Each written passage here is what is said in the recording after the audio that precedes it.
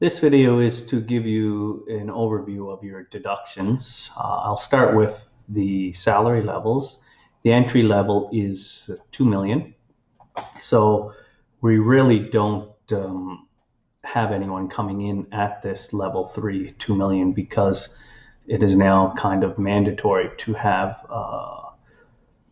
TEFL or TESOL certificate, which would put you at level 2 anyway. So most coming in are at level 2, which is 2.3 million.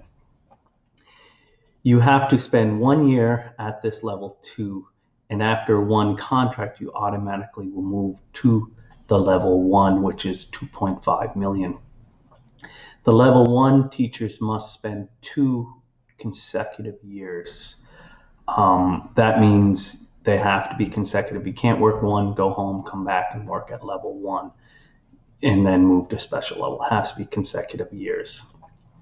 And then they would move to the special level of 2.7 million. At this level, it is kind of the cap, and there's nowhere else to go, unfortunately, without any lateral movement. If you can find extra work or additional tasks where you might be able to make money, extra schools, royal allowance if you're interested in that kind of area. So once you're in the system, whether you start at 2, 2.3 or 2.5, regardless of your qualifications, you move up at the designated time, whether it be 1 year or 2 years. Okay. Looking at our deductions, it's really important to remember that Cree is a very reactive society, so I really recommend all teachers to take very proactive approach to their finances. And by that I mean knowing what you are entitled to, what you should be getting paid, what you shouldn't be getting deducted, and looking at your pay stub to make sure that this is correct. If there is a problem, it can always get fixed, of course, but it does come with its headaches. So it's best to prevent them right away. The longer they go, the harder they are to fix. So keep in mind when speaking to your co-teacher, she is an education person. She is not an administrative office, and these are very different lines. Administration people look after your pays, the salaries, things like this. So outside of a book that was given to your co-teacher, I posted about this book before, but it's basically your native teacher from the beginning to the end, and it has everything about the contract, and it's updated usually yearly and sent to them. I can always send a copy upon request. But the co-teachers don't know much more than that, or from their experience, which often is minimal in the co-teaching bracket. So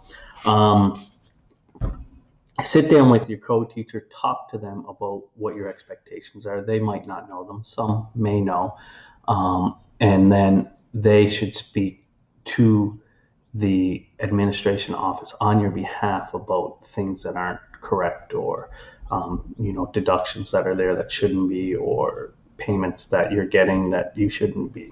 Okay, so I can't stress it enough, but get that pay stub at the end of the month. You can ask for one chan jingsu, basically chunwon backwards. One chan jingsu, okay, from the administration office. They may be reluctant, but in reality, they should be giving it. And it is really simple to do, so I don't know why they have any issue with doing it, because it's quite easy. It's more probably the saving face, but let's face it, they make mistakes. It might be their first time doing it. Some just don't know. The nationalities have different things, so it's something that you should be looking at. The name of the book for your teachers is the Wanumin Yongo Bojo Gyosa Chochang Hwaryong Choum Buto Gutgachi. So Native English Teacher's Book from beginning to end, and that has all the information. Okay.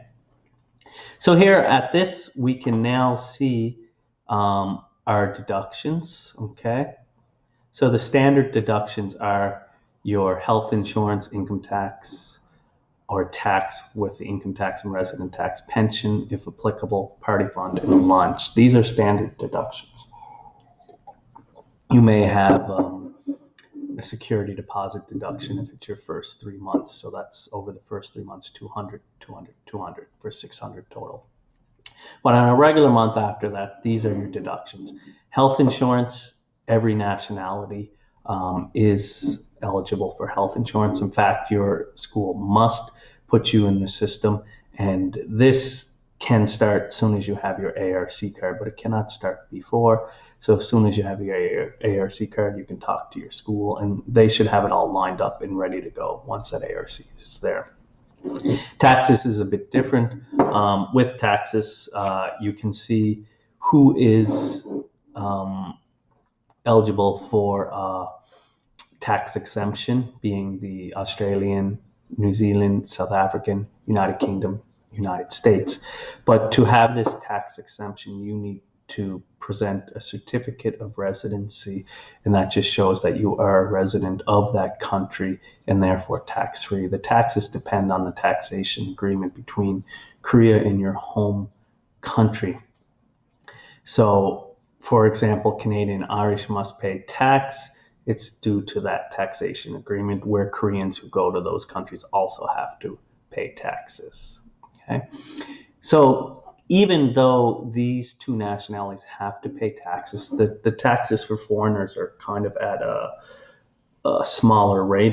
There's a regular tax scheme and there's a progressive tax scheme. The progressive tax scheme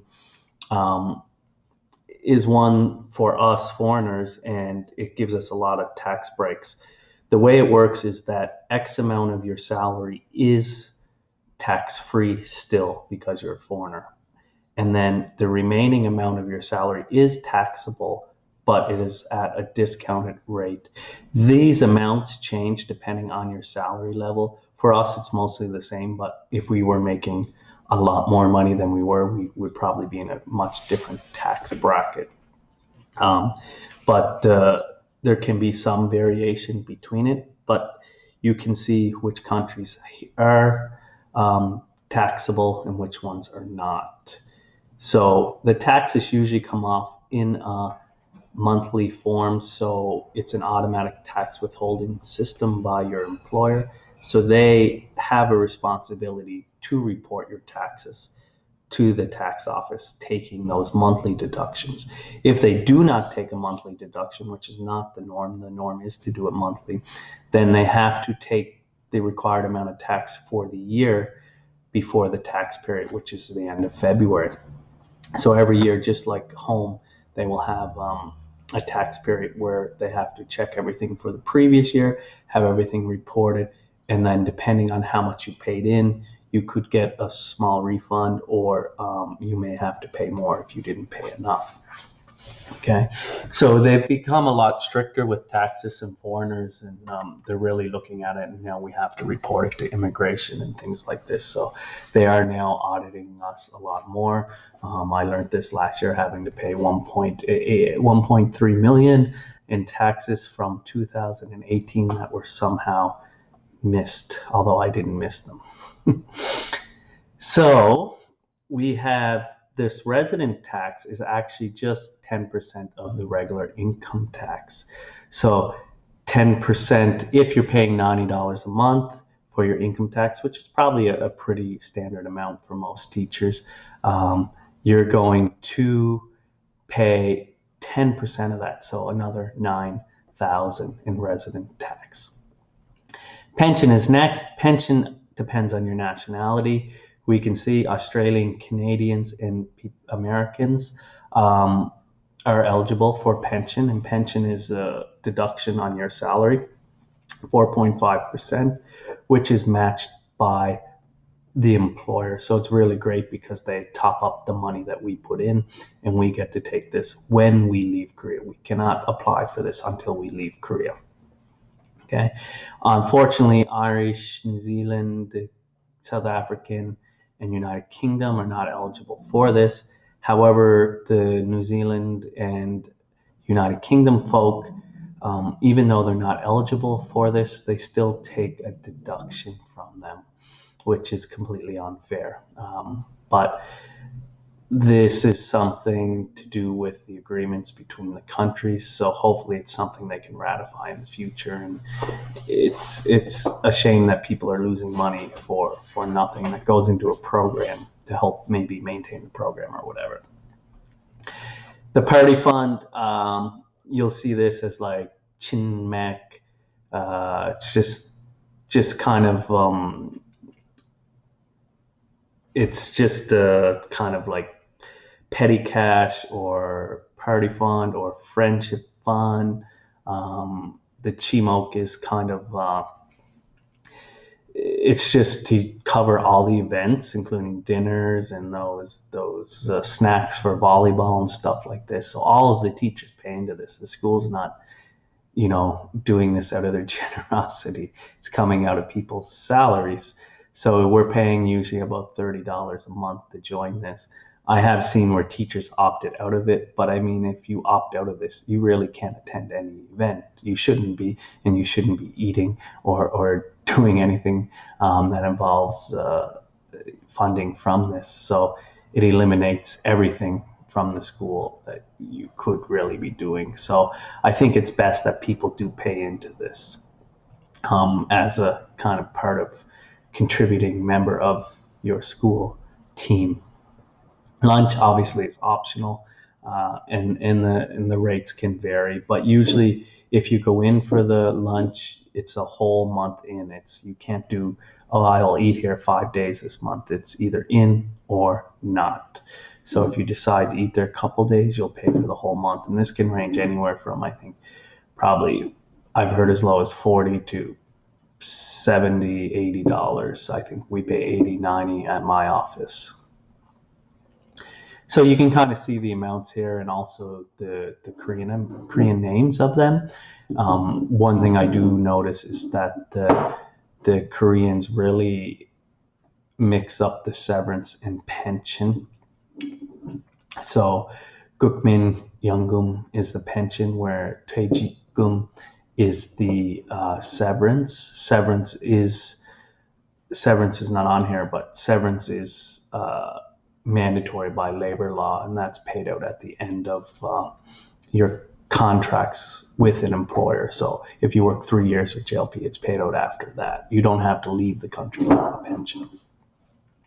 So you can see the amounts here, and these are very rough amounts, and these percentages may have gone up, and these are just to be a guide. But if you look at most of our teachers coming in at level 2, you're looking at paying over $1 million a year in health insurance. You're looking at paying about $1 million a year in tax, about $100,000 in resident tax, $1.2 million in pension, and about $30 a month friendship, and let's say $60 a month for food. Okay, so these can vary.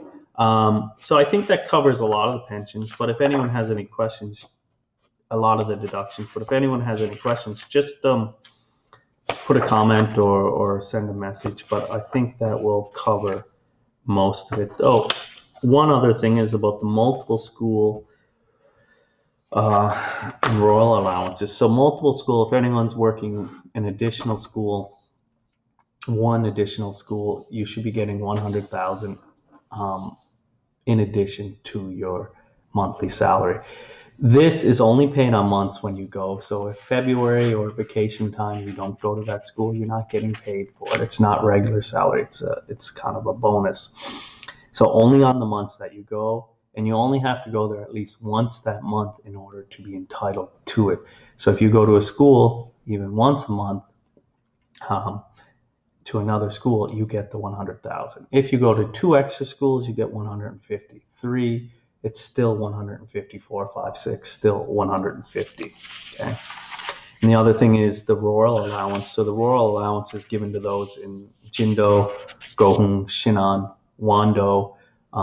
There's a couple islands that are quite far in the Yosu area. Those just special ones that have been designated, and that's $200,000 extra for the royal allowance. And this is to help to alleviate the cost for people living in those areas. There's a lot of travel costs that are incurred when you live in those areas. So yeah, I think that is probably it. But if anyone has any questions, let me know. I'll be happy to answer them.